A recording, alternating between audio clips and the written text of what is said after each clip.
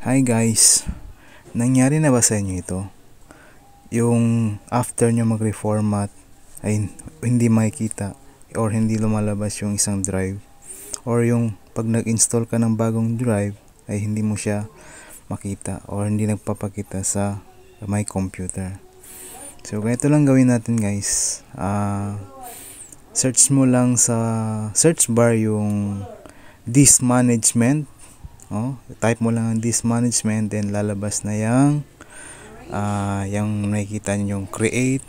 I-zoom in natin yung create or create partition nga pala. So click lang natin yan, then lalabas itong, so dito natin makikita yung mga naka-install na drive sa ating PC.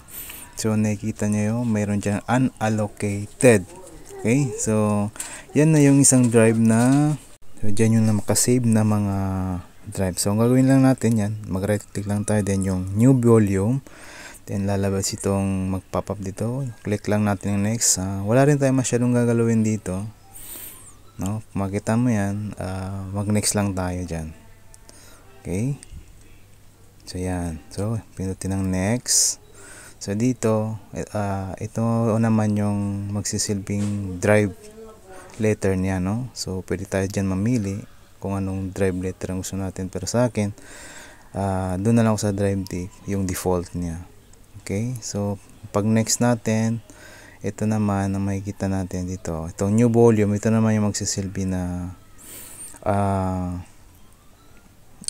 pangalan ng drive. So akin pinalitan ko siya ng drive D. Okay, so yan, tinype ko lang yung drive D dyan, yun ang lalabas na drive name niya sa my computer natin or sa PC natin. Okay, and after nan, pag na-type natin, click lang natin na next, then pag complete niya, or finish mo lang din. So pag papansin nyo, formatting na siya. Okay, then done na, and yun, nag-pop up na rin sa ating notifications. So tapos na yan siya. So check natin sa my computer. Yan, so andyan na siya. Yan na yung tinype ko na drive name, yung drive D, and yan yung C naman natin, andyan yung SSD. Okay, and I hope nakatulong itong video nito, and please like and share and paki-follow rin. Thank you.